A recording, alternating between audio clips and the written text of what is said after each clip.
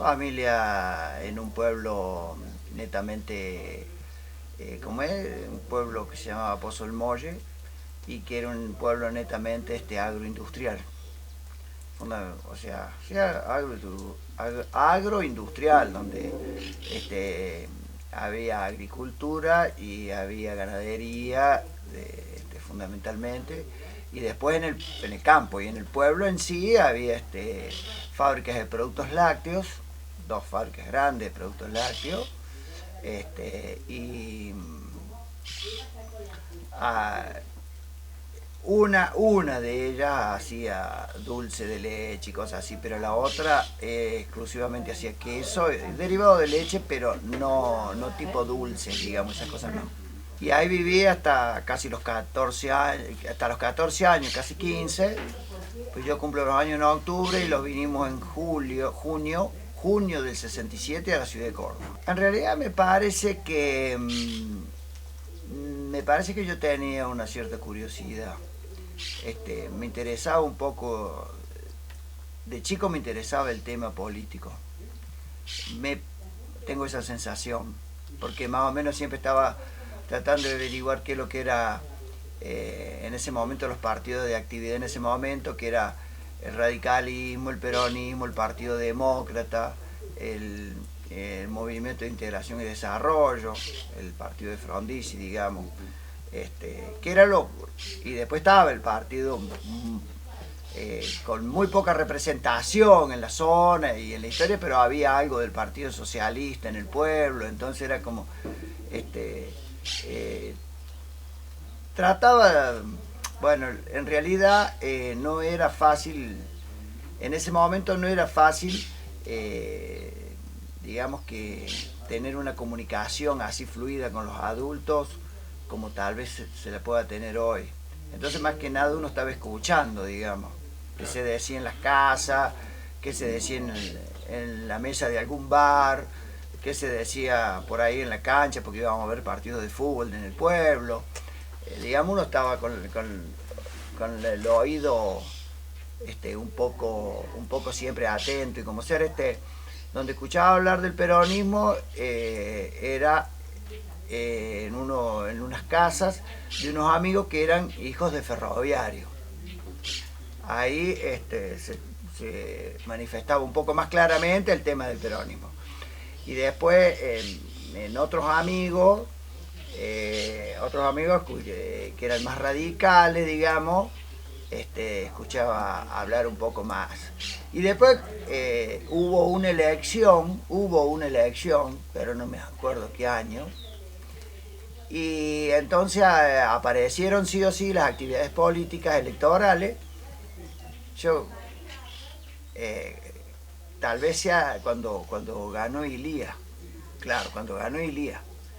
Entonces aparecieron las unidades básicas en el pueblo, aparecieron los comités radicales, aparecieron distintas actividades, digamos, que entonces sí,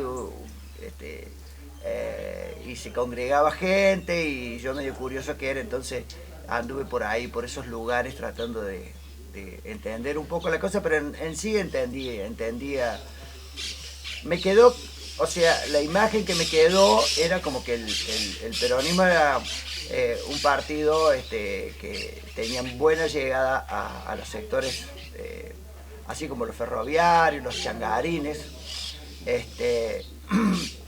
El radicalismo era más comercial, más clase media, también había sectores laborales, pero menos. El socialismo estaba representado por un profesional y así 2 o 3 vecinos ahí, y el desarrollismo estaba como un cruce más vertical. Sí tenía más profesionales, más comerciales, el desarrollismo de alguna forma se mostraba como algo nuevo, digamos. Esa es la imagen que tengo. Y lo que sí me llamaba la atención, digamos, lo que siempre me llamó la atención era cómo funcionaba el sindicato de la bolsa ahí, que eran los changarines del pueblo, y que, bueno, mi padre no nació en Pozo Molle, pero mi padre se crió en el pueblo ahí, porque mi padre viene de la provincia de Santa Fe junto con mi abuelo. que había comprado un campo, vino, pues estuvimos en el pueblo. Y mi padre era muy amigo de todos los changarines. Eh, mi padre era liberal. Mi padre era liberal del partido de Lisandro de la Torre. Era que en su momento creo que en Santa Fe era donde más fuerza tenían y representaba, tiene un nombre el partido, ahora no me acuerdo, pero ese partido, digamos, demócrata progresista, sí. Era demócrata progresista. Y él, bueno, él era un liberal así, y me llamaba la atención porque era muy democrático. Ahí vi un poco, se reunían toda la semana, hacían una asamblea toda la semana, donde se destinaba los pedidos que había para hacer determinados trabajos en los campos, o en el ferrocarril, o en distintos lugares, y no tenía una figura burocrática permanente, sino que se llamaba el que estaba en la mesa, y esa era una rotación todas las semanas. Claro. Todas las semanas se rotaba el que administraba, digamos, y después estaban los destinados, que todos los días se decidía dónde iba cada cual en asamblea, y después, si no había trabajo para todo, bueno, el que había trabajado ese día, digamos, dejaba el lugar que trabajara otro al otro día. Eso me llamó siempre mucho la atención, esa forma libre y democrática que tenía él. Bueno, ya con una idea clara, me doy cuenta que esos fueron los últimos restos de lo que debe haber sido el sindicato de oficios varios de los compañeros, digamos, en el pueblo. Después me enteré, ya viviendo en Córdoba grande, me enteré que había habido 2 o 3 movilizaciones fuertes en el pueblo, que nadie las contó, digamos, nadie las contó. Sí me enteré, ya mi papá era muy grande, digamos, y yo ya también ya estaba bien definido, ya tenía como... y en varios encuentros que él tenía me contó de algunos movimientos sociales que hubo en el pueblo, y que bueno, que correspondían por supuesto a los movimientos de la época. Suponete que evidentemente antes tuvo mucho que ver todo lo que fue el desarrollo de los trabajadores del ferrocarril, el desarrollo, y hizo un movimiento así fuerte, y después, bueno, el peronismo también tuvo una fuerte presencia política y de movilidad en el pueblo, pero ya en los años 60, digamos, era como una paz, digamos, así, media tirante, digamos, no había discusiones políticas, no había lugar donde sucediera la posibilidad de la discusión política, no había en ese momento, hoy no sé, pero en ese momento no había una pequeña publicación, digamos, no había una publicación en el pueblo que llevara adelante alguna idea, no había nada de eso. No, yo vivía en Jofre Norte con mi mamá y mis hermanos, y era parte de un grupo de jóvenes que andaba boyando ahí por el barrio. Todos éramos trabajadores, digamos, todos teníamos nuestros trabajos, éramos trabajadores. Ya habíamos decidido no estudiar, digamos, éramos trabajadores. Sí, estaba relacionado ya con la construcción, porque pero porque a través un poco de la insistencia de mi mamá, que un poco quería que yo hiciera otra cosa, había entrado a trabajar, como yo tenía en ese momento, a los 16 años, entré como cadete en la oficina de una empresa constructora. Digamos, mi mamá tenía una idea de que, qué sé yo, que ahí en la oficina iba a estar mejor que en las obras, digamos, porque yo ya del pueblito mío, de Pozo el Mollo, yo ya venía con experiencia de hacer trabajos en la construcción. como changarín en la construcción. Entonces conocía bien todo el movimiento de una obra, hacer la mezcla, cuando está trabajando un oficial en la construcción, uno sabía que tenía que alcanzarle, porque era su ayudante, su cosa. Viste que uno conoce las herramientas y todo un lenguaje, digamos, ¿no? Yo lo conocía perfectamente y entonces eso me arrimaba rápidamente a la construcción. Pero no, o sea, bueno, en ese momento yo estaba trabajando mi mamá quería que yo fuera otra cosa, aparentemente, no sé cómo era, nunca me quedó muy claro eso, y bueno, entré a trabajar así como cadete, a través de un contacto entré a trabajar como cadete en la oficina, pero no me hallaba estar en la oficina. El asunto es que yo era parte de un grupo de jóvenes más o menos de la misma edad, teníamos todos ahí 18 años y bueno, se discutía de política, pero todo eran unas cuestiones muy superficiales, digamos, cuestiones muy superficiales, nada ni se leía nada importante en política. Lo más importante que leíamos por ahí era algún libro de poesía. Yo me acuerdo que en esa época leí a Neruda con los famosos 20 poemas de amor y una canción desesperada, me parece que es. Después leí el libro de Quiroga, un libro de cuentos de Quiroga. Ahí en el grupo algo se leía, digamos, pero no se discutía bien de política. Además, no solamente no se discutía bien de política, sino que además, suponete, sí teníamos contacto con otros tipos más grandes, a través del club que había en Joffre, y a través de cosas así. Y había unos tipos que sí eran bien nacionalistas, bien fascistas, y qué sé yo. Y yo con el hecho de que tenía un apellido que ellos imaginaban que yo era alemán, ya imaginaban que yo era medio nazi, digamos, entonces te daban líneas así media, pero una cosa muy superficial, así, no había un encuentro, veníamos a discutir política y vamos a hacer tal acción, o qué sé yo, digamos. En realidad la gente adulta no estaba muy atenta a los jóvenes, digamos así, como me parece que hoy está un poco más atento. Y así fue como los encontramos el día del Cordobazo.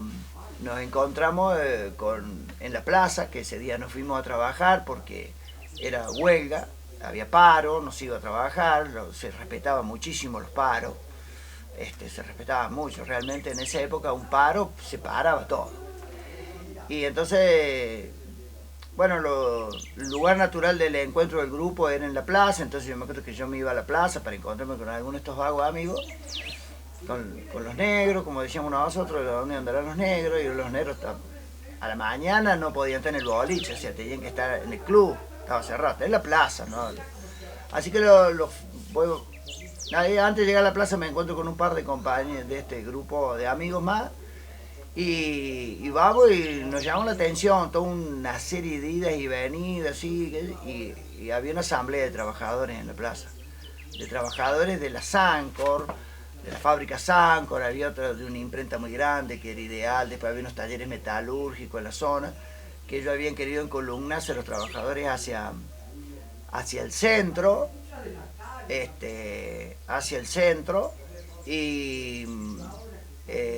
y la policía no los había dejado, digamos, a la columna. Entonces los tipos se habían ido a la plaza a hacer una asamblea para ver qué hacer. Y cuando estábamos ahí, que nosotros también estábamos ahí, qué sé yo, viendo, como no teníamos nada que hacer, bueno, apareció la policía, digamos, a tratar de disolver la asamblea. Y bueno, y se armó una batalla campal ahí, digamos, porque en una plaza hay muchos elementos así para tirar, digamos, baldosas que se levantan, viste que están flojas, y pedazos de ladrillo, no sé por qué hay tantas cosas contundentes en una plaza. Y bueno, y se armó una batalla ahí, y ahí, bueno, muy, muy loco todo, porque la policía, bueno, se ve desbordada, empiezan los tiros, y una pobre vecina que estaba como a una cuadra, mirando los hechos, digamos, recibe un balazo, digamos, de estos que tiraba la policía, se murió ahí en la puerta de su casa, murió, o sea. Y otro muchacho también, digamos, recibe un balazo que también muere, digamos, ese día. Pero la policía la logramos hacer retroceder.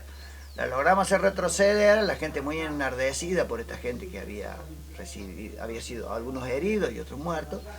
Entonces en la zona, sobre la ruta, porque Joffre da sobre la ruta que hoy se llama Malvinas Argentina, que antes era la ruta que iba para Santa Fe, que era la ruta 19, había una garita, una posta policial. Los policías fueron y algunos se encerraron en la posta, pero la gente los asedió hasta que fueron obligados a abandonar la posta.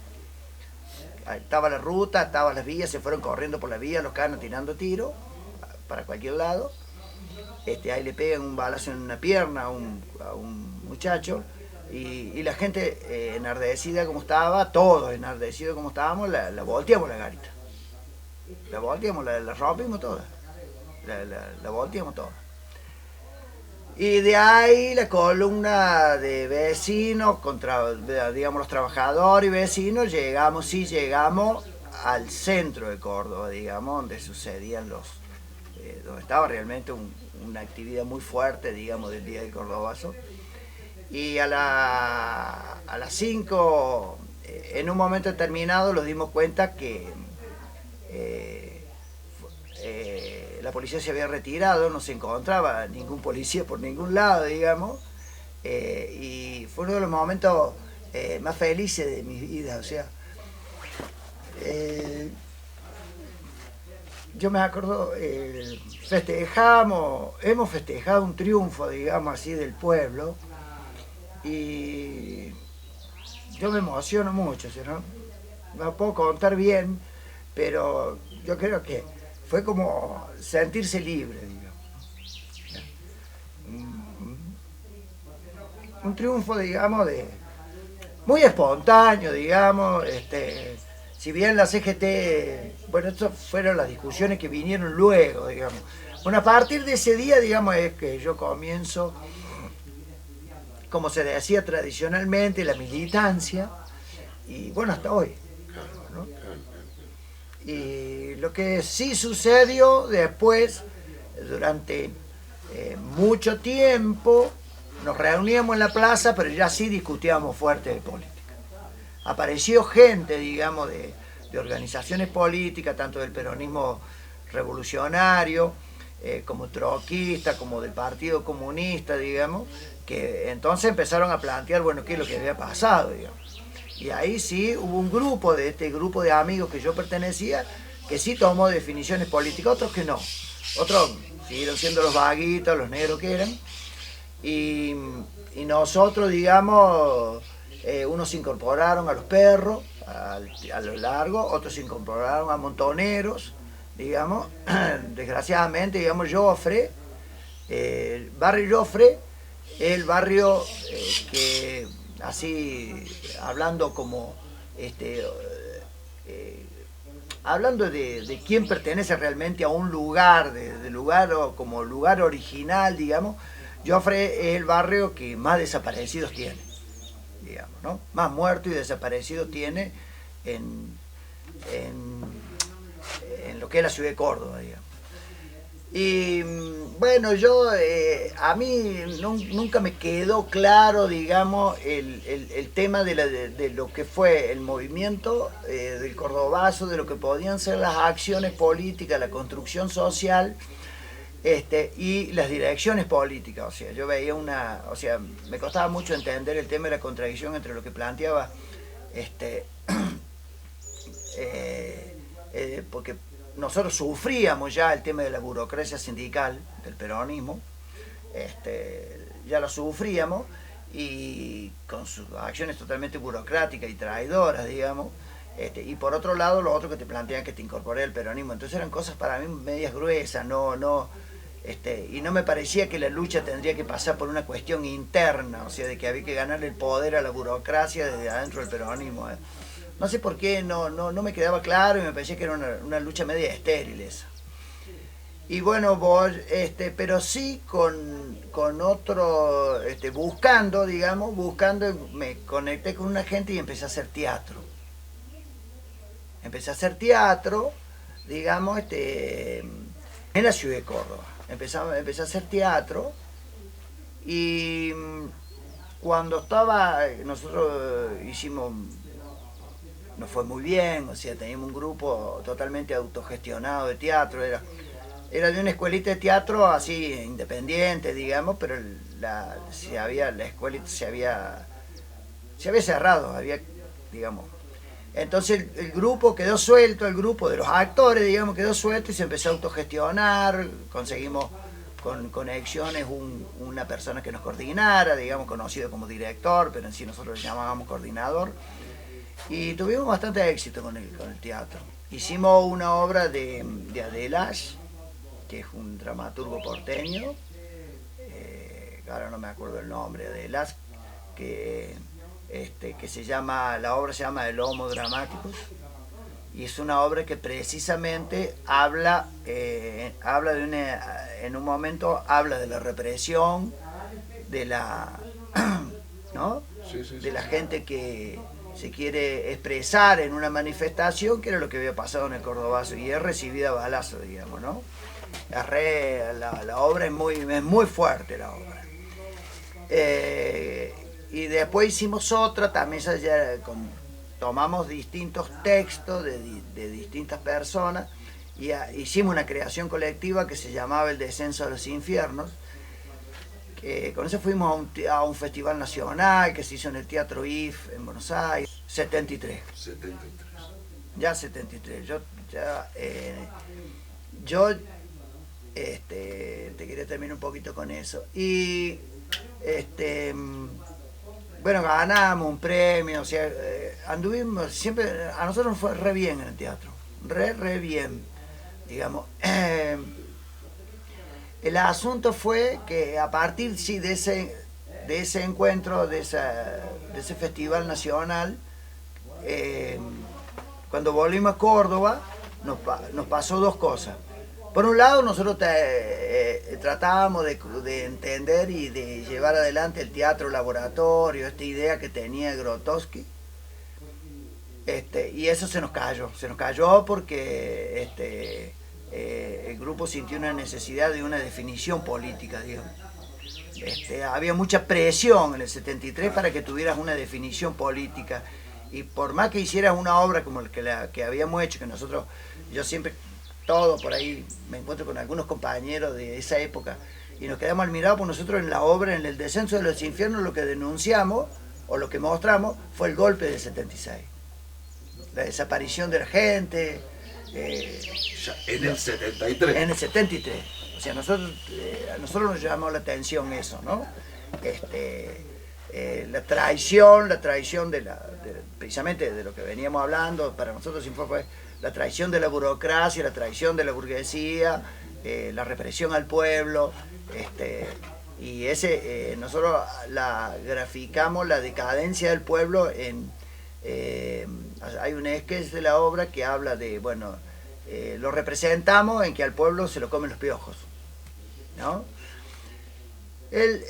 Digamos, bueno, cuando estábamos haciendo esa obra, que lo hacíamos en el sindicato de Luz y Fuerza de Córdoba, viene una persona y nos pide si podíamos colaborar con alguna idea teatral para un grupo que conocía de un pueblito.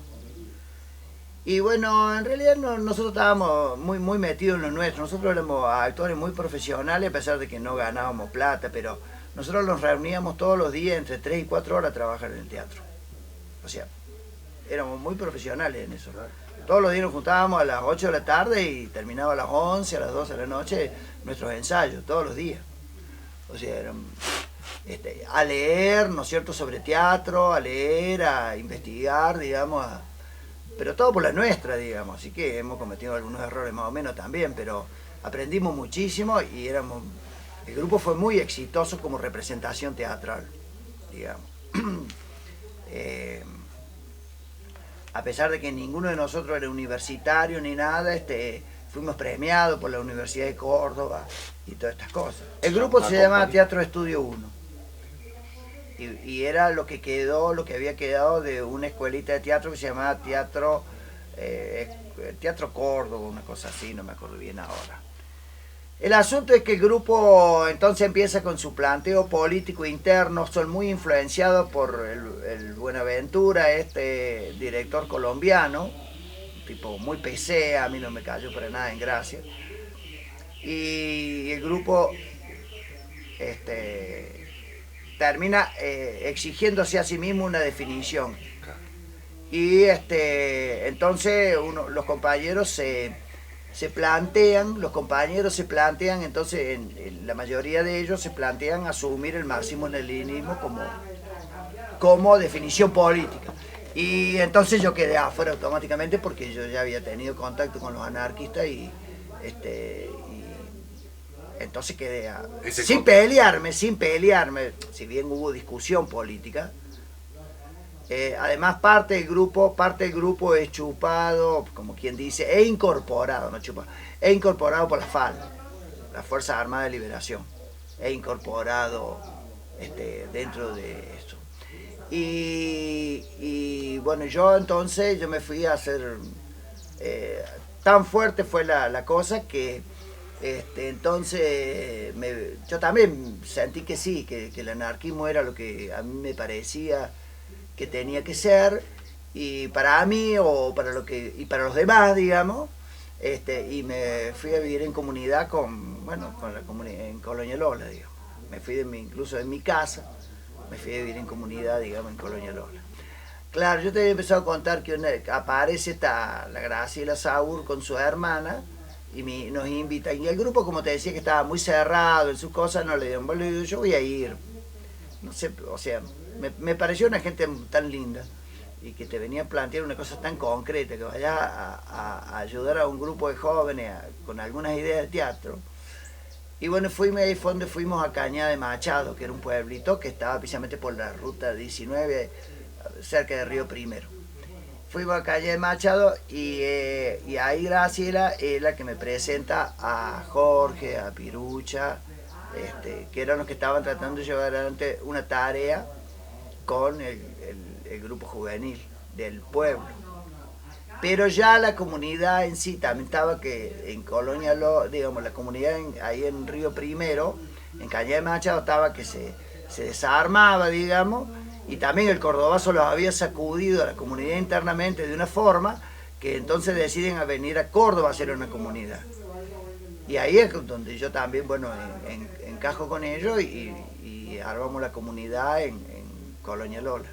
Fui yo y el Flaco Horacio.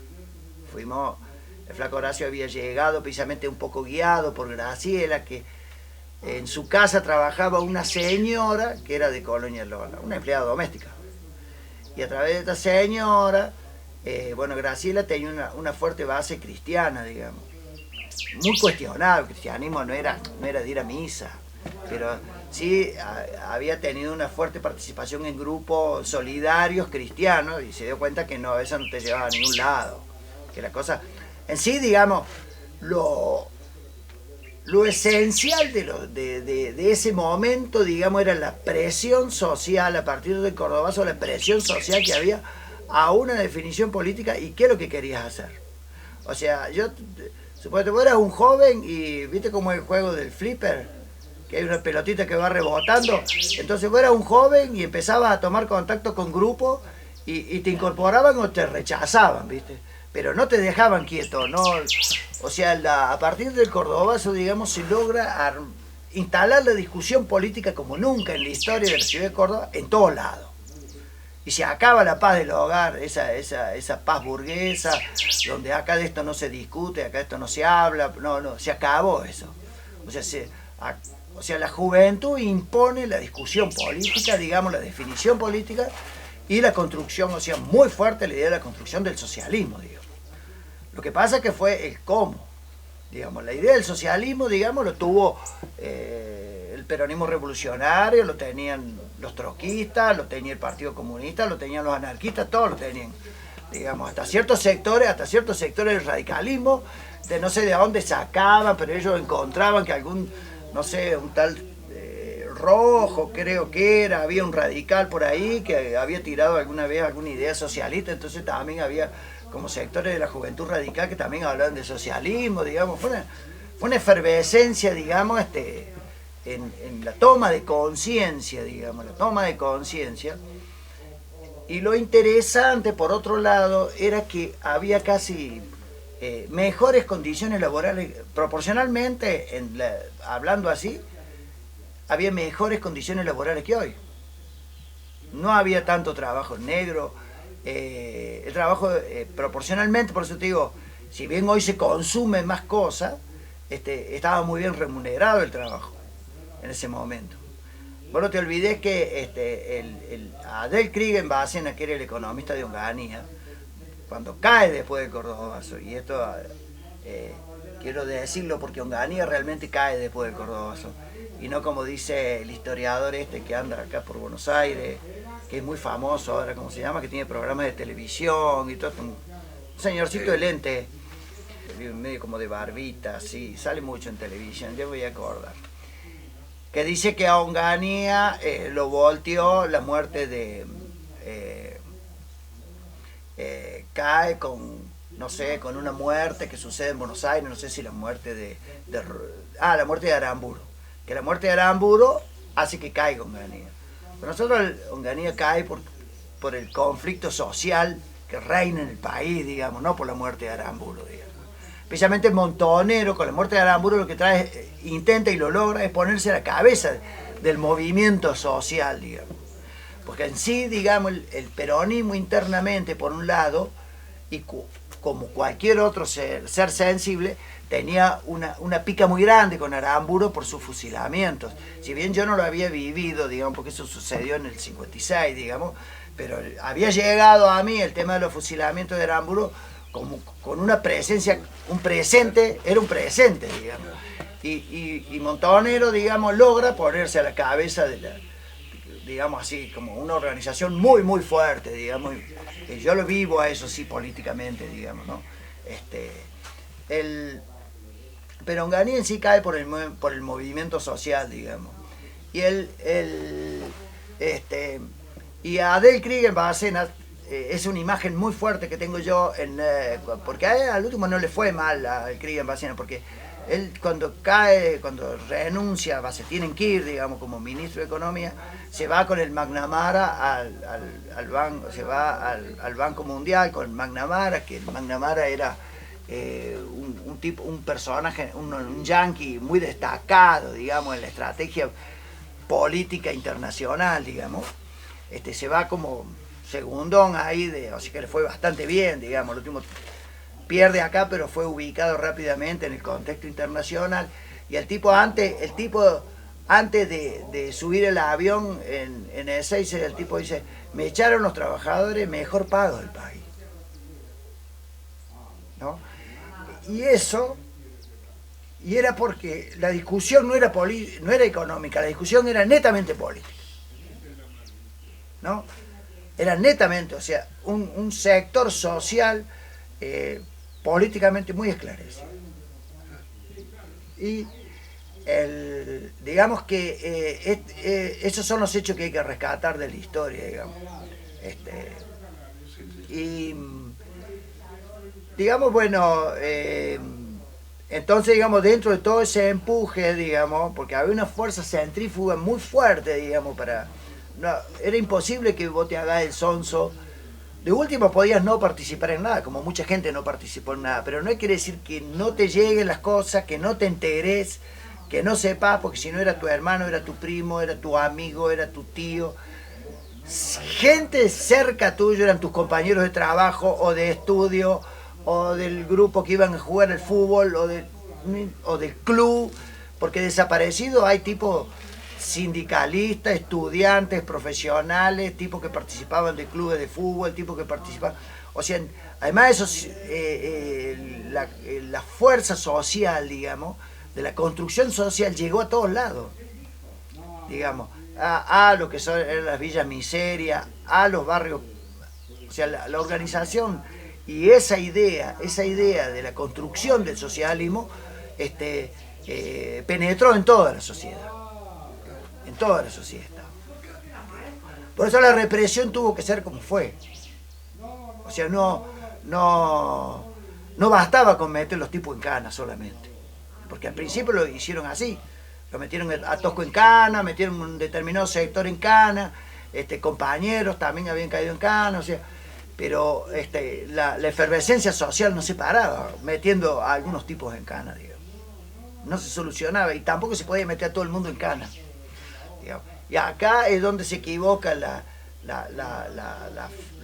grupos guerrilleros, principalmente tanto Montonero como el ERP, se equivocan cuando ellos se forman como ejército. Esa fue otra discusión muy fuerte, digamos, en toda la sociedad. Digamos, porque ellos entonces a todos los que estábamos militando en superficie nos dejan regalados, ¿me entendés? Quedamos de cara, ¿me entendés? Con la represión. Y por eso digamos, por eso entonces la represión se le queda más fácil, porque la represión entonces aplica la ley del tipo que, bueno, no puede agarrar el pescado en la pecera, que hace, le saque el agua. Entonces eso le hizo a los guerrilleros, digamos, bueno, le empezó a hacer cagar a la gente que ellos no lograron nunca leer bien que los grupos guerrilleros se sostenían porque la gente de superficie era quien los sostenía. A un tipo que está clandestino, ¿quién le da la comida? ¿Quién le da el lugar? ¿Quién le da la cosa, digamos? Ellos en su momento con el rescate de Bor pensaron que con la guita iban a solucionar todo, y con la guita no pudieron solucionar todo. Porque la infraestructura social, la lucha social, es otra cosa, no es una cuestión de guita. Porque vos con esa guita no podías decir, voy a comprar esto, no, o sea, tenés que blanquearla. ¿Cómo hacer para blanquearla? Es todo un tema. Así mismo creo que perdieron mucha guita. Además, al Atilio López lo matan las 3A, pero al que principalmente querían hacer cagar las 3A era al Chango que estaba con él, que era el ecónomo de los Montoneros. Al Varas. Varas era el ecónomo de los Montoneros. Y a partir de ahí entran en una debacle los Montoneros, porque entonces sí la plata la pasa a manejar Greiber, ¿no? La pasa a manejar Greiber, y después está Greiber, bueno, misteriosamente o no, o casualidad, bueno, murió, y entraron digamos, o sea, no tuvo sentido eso. El problema, digamos, con Montonero, el problema con el ERP, con la FAL, con la FARC, con todos los grupos que entraron en él, es su falta de autocrítica. Ese es el problema histórico que quedó sin resolver. A pesar de tantos años pasaron, fue esto, digamos. Los tipos, su falta de autocrítica, digamos, porque ellos fagocitaron una realidad. O sea, porque el ejército argentino no es cierto como dijo el Che Guevara, que era un grupo de mercenarios que al primer tiro se iban a meter todos debajo de la cama. No fue así. O sea, el ejército argentino tenía otro prestigio, digamos. Son unos hijos de puta, yo no digo que no son unos hijos de puta, pero tienen otra formación, vienen con otra historia, digamos. Y saben que defienden una institución de clase, eso es así, y la defienden a muerte, o sea, porque ellos, o sea, y el ejemplo, claro, el general Julio Alzogaray entregó sus 2 hijos montoneros. Él los entregó sus hijos. O sea, eso te está demostrando la fuerza de defensa de clase que hace el ejército, digamos, ¿no? Y que digamos, eso se tendría que, eso estaba en cuenta, porque yo me acuerdo de Jorge, desesperarse en discusiones que teníamos en Colonia Lola con emisarios que nos mandaban los montoneros para ver si nos podían incorporar, o gente del ERP, ¿no es cierto? Jorge decía, ¿vos sabés cuánta gente incorpora el ejército por año? ¿Viste? Esos tipos, decía el tipo, esos tipos con que con que cada una de esas fuerzas armadas pongan 1000 comandos bien armados más la infraestructura de la policía, nos cagan a tiro a todos. No, porque los montes tucumanos es una cosa aislada, me acuerdo se desesperaba. Porque a veces nosotros estamos poniendo la cara, acá nos van a hacer cagar a nosotros, mientras ustedes están jugando a la escondida. Y era cierto eso. Bueno, y faltó esa autocrítica, digamos, ¿no? Faltó por parte de estos grupos, digamos, que hubiera sido muy bueno que cuando vino la apertura, creo que estaban todas las posibilidades cuando vino la apertura, de que los grupos armados se convirtieran en asambleario y en discusión y volvieran a abrir la discusión política. Y no camuflarse, digamos, partidos burgueses, como pasó con los montoneros con Menem, camuflarse, buscar indemnizaciones. Eso fue lo más, digamos, lo más mercenario que pueda haber, digamos, buscando indemnizaciones para los exiliados, buscando, digamos, todas esas cosas que a los burgueses no tienen ningún problema en dártela, porque tampoco es plata de ellos. O sea, yo soy presidente y te pago una indemnización que recaudo de los impuestos. ¿Qué no te lo voy a dar si yo te estoy utilizando para el poder que yo tengo hoy? Digamos. Por eso te convertí en un mercenario vos también, digamos, ¿no? Y esto, digamos, esa falta, hoy todavía por eso hoy no se habla de la revolución. Y son más traidores, ¿por qué eso? Porque ahora están en el poder, digamos, a través de partidos burgueses, porque al último el kirchnerismo es un partido, es una fracción totalmente burguesa y capitalista y explotadora de los seres humanos y la naturaleza, y los tipos dicen que bueno, que esa fue una etapa pasada, entonces no se habla más de la revolución, no se habla más de la construcción del socialismo. Eso quedó totalmente, digamos, en el olvido, digamos. Entonces, digamos, sigue, digamos, profundizándose, por decir así, porque se niega a los nuevos jóvenes, se les está negando la posibilidad de que discutan sus principios libertarios, que todo joven tiene.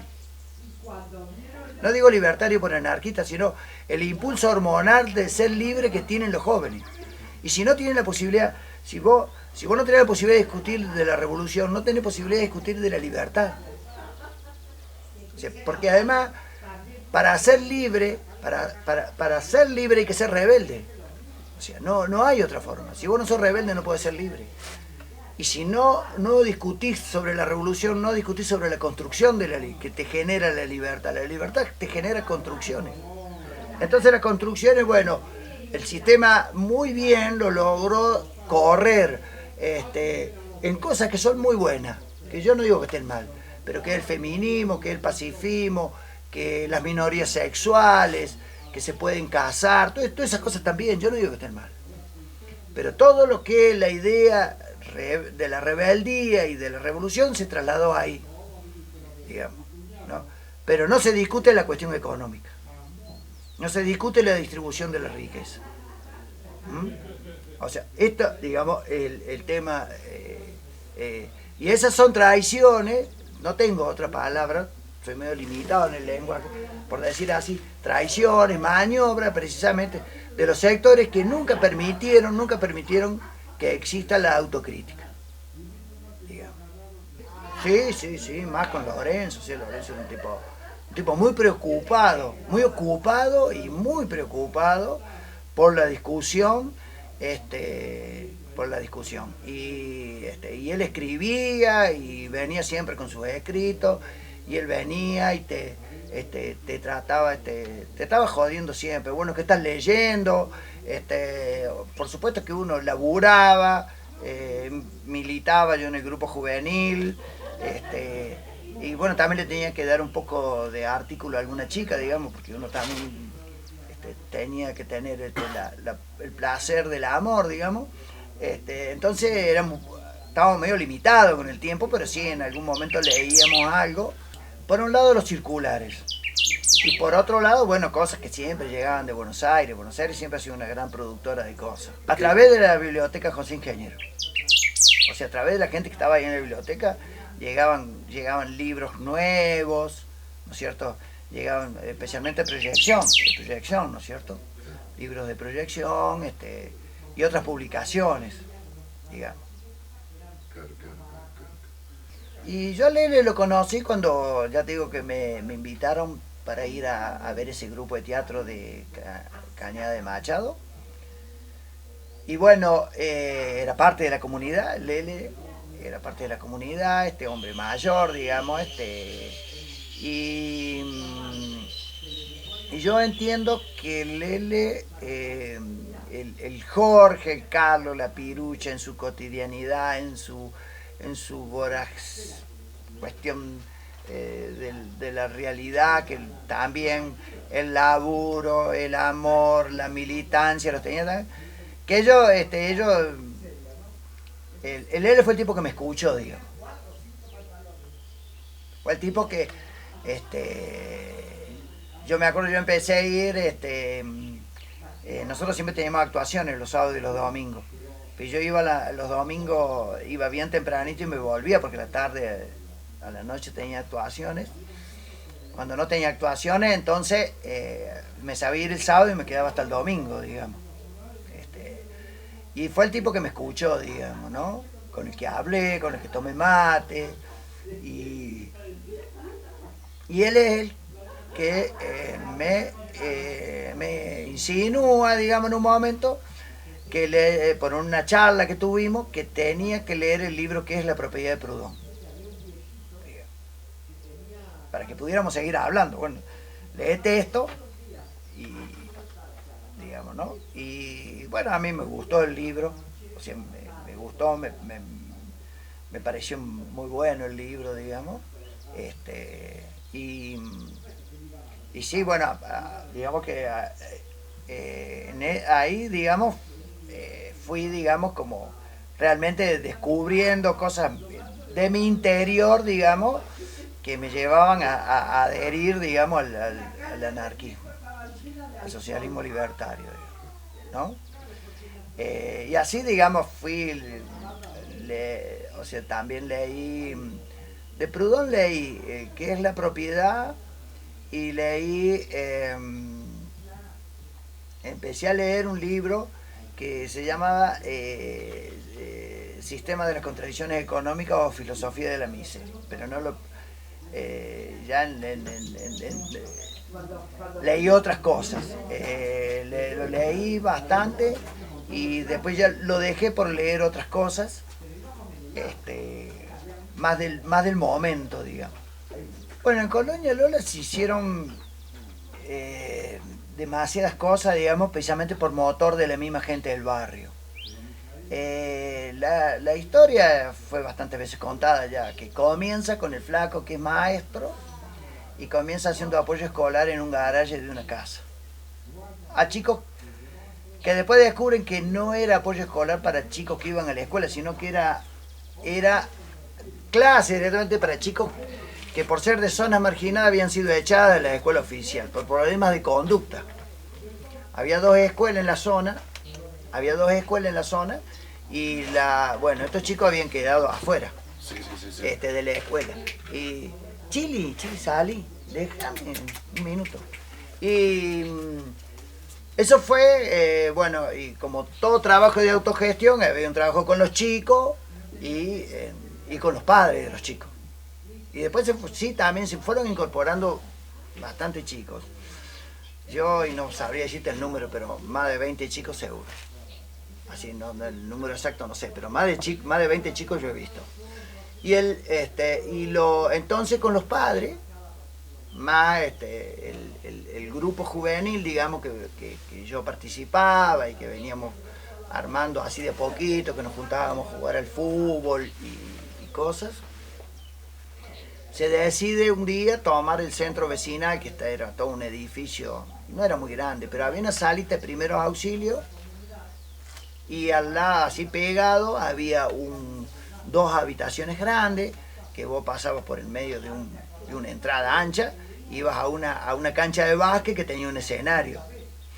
Y al lado habían empezado en ese proyecto de seguridad social, habían hecho una pequeña posta policial, que nunca había policías ahí. El asunto digamos, estaba la posta, pero estaba sin inaugurar, bueno,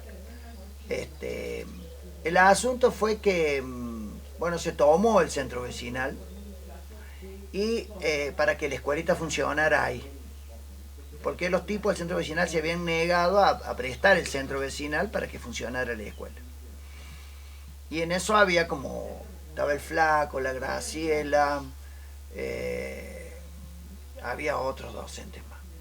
Y después la chica esta que ahora está en Nicaragua, una persona que yo quiero mucho, la Ana María Pizarro, ella con su compañero y otros crearon un famoso grupo de salud que se hizo cargo del centro asistencial que había ahí, una salita de primer auxilio. Que hicieron un trabajo muy lindo, con encuestas y con cosas, digamos, un trabajo sanitario muy importante hicieron. Llevado también adelante por vecinos, ¿no? Y después, bueno, estaba el grupo juvenil y estaba la guardería para la gente que trabajaba, digamos. Ahí se dieron situaciones muy lindas en la guardería también, porque incluso se dio el encuentro de vecinos, suponete, en un primer momento, suponete, bueno, iban la mayoría de la gente, de las mujeres que dejaban su hijo ahí eran de trabajo doméstico, eran compañeras de trabajo doméstico. Pero después aparecieron, como decían en el barrio, las prostis, que eran las meretrices. Las prostis también tenían hijos y tenían necesidad de dejar su hijo en la guardería. Eso primero tuvo un choque, pero después tuvo un encuentro muy interesante. Por un lado, medio especulativo, porque a la hora de la verdad, cuando había que poner 10 pesos por madre para alguna cuestión, las prostis tenían 20 o 30 para poner. Pero por otro lado, se empezaron a blanquear situaciones, digamos, que el barrio las tenía como ocultas, digamos, ¿no? Y fue muy curioso y muy lindo eso, digamos, el encuentro de vecinos, digamos, que antes sin saber por qué se rechazaban, digamos. Y bueno, el grupo juvenil, digamos, entonces una forma de recaudar fondos y una forma de se hacían unas matinés bailables de canalizar la actividad de los jóvenes, se hacían unas matinés bailables. En ese momento el surgimiento del cuarteto era pero también era una explosión. Había cuartetos de donde vos quieras, había grupitos de música que hacían cuarteto. Entonces con esos grupitos de música se organizaban matines y los fondos que se recaudaban eran una vez para la salud, otra vez para la escuela, otra vez para la guardería, otra vez para otras cosas, digamos. Y en sí, digamos, yo pude vivir, digamos, el funcionamiento de la autogestión, digamos. Era totalmente había una asamblea. Cada grupo mandaba el delegado a una reunión que se hacía los sábados de la tarde. Cada grupo mandaba a los delegados. Y a la vez los grupos a cargo de alguna tarea tenían su propia reunión, digamos. Y después, por supuesto, que hubo varias asambleas generales, por supuesto, en el tiempo que estuvimos. Especialmente porque había un grupo que también hizo todo un trabajo político en el barrio, pero era llevado adelante más que nada por un hombre del PC, que era que insistía en que hubiera elecciones, quería que hubiera elecciones para que se eligieran las autoridades del centro vecinal. Porque sin autoridades reconocidas por la municipalidad, por el gobierno, era como que eso no era nada, digamos. Ese era el planteo. Entonces eso generó varias asambleas generales, donde la gente lo rechazó. Una cuestión muy linda que tuvimos fue también, en un momento determinado, precisamente teníamos la unidad básica, era muy de derecha en Colonia Lola y presionaba mucho, y una vez los intentó forrearlo directamente, porque había en un barrio que había sido tomado ahí cerca, que era barrio Renacimiento, que era un barrio que iba a ser para la policía, pero resulta que vino una villa que estaba muy pegada al río, se inundó porque el río creció demasiado, porque llovió mucho, entonces ahí nomás lo ocuparon al barrio. Eso se llamaba Villa Trulala, le decían. Y Villa Trulala, y era barrio Renacimiento. Y ahí funcionaba muy bien el peronismo descamisado en ese barrio. Tenía una linda tarea muy fuerte política del peronismo descamisado. Y una vez se dispararon los changos a venir a tomarlo al centro vecinal para entregárselo a la gente, y se armó una discusión. Yo me acuerdo, yo me quedé de cara, porque nosotros por supuesto fuimos, y era como que nosotros teníamos que, dijimos, bueno, acá cagamos, acá la izquierda del peronismo nos saca cagando, pues. Y resulta que la gente nos sacó cagando a ellos, pero con una discusión política, no cagando a piña. Sino, bueno, ¿qué quieren ustedes? Y queremos tomar el centro vecinal, ¿para qué? Y para entregárselo al barrio. ¿Y nosotros qué somos? ¿Qué es lo que es la gente de la guardería? ¿Qué es lo que es la gente del centro asistencial? ¿Qué es lo que no, pero ellos, bueno, ellos son colaboradores. Está bien, ellos son colaboradores, pero nosotros somos la gente del barrio. Y la gente del barrio con discusión política, y después tuvimos una linda relación con la gente del peronismo decamisado, con el Eduardo, había uno que le decían el sargento Pepe, un muchachito ahí, así como un sobrenombre medio... que estaba medio a cargo de la autodefensa del grupo, por eso le decían sargento Pepe, porque todos los grupos en sí todos teníamos autodefensa, porque la derecha te cagaba a tiro, o sea, en colaboración con la cana, digamos. Entonces, cualquier grupo político que estuviera de izquierda, que estuviera haciendo una tarea de superficie, tenía que tener grupo de autodefensa, pues te metían si vos militabas en la construcción, tenías que tener grupo de autodefensa porque los tipos te metían los matones para que te hagan cagar. Los matones te agarraban afuera de la obra, te hacían cagar. Y si vos no tenías un grupo armado, un grupo de autodefensa, o sea, chao, digamos. No lograbas hacerte respetar, digamos. Entonces, después hicimos tareas conjuntas con la gente del peronismo decamisado, como con gente del peronismo de base, con gente del PB. Imagínate que el PB, mira la posición del PB en ese momento, cuando renuncia Cámpora, ¿no es cierto? Que renuncia Cámpora y que también una de las cosas que se podía vislumbrar que también era que podía volver a haber un golpe de Estado. Sí. También. Y la consigna del PB pintaba el PB, me acuerdo del bar que yo, ni golpe ni elección, revolución. El PB, te estoy hablando del 74. Mirá la consigna que pintaba. O sea, eso te muestra cuál era el contenido social que había, digamos, ¿no? La discusión que había.